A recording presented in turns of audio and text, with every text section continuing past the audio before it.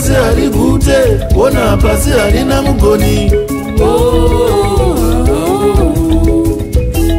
Pasi vakapenga, ona vakatora vaiyera.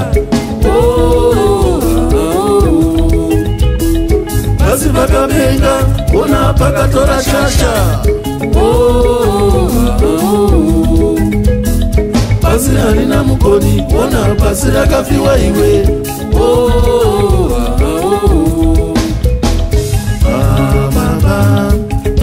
Baba ere,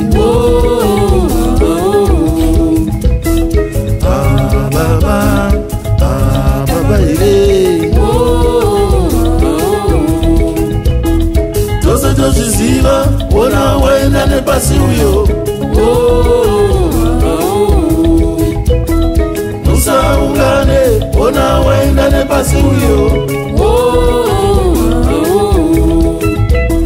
Sana emutaure, ona waenda nepasi uyo.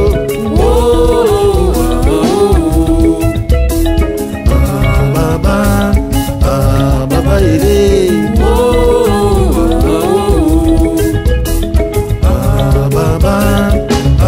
baba ere.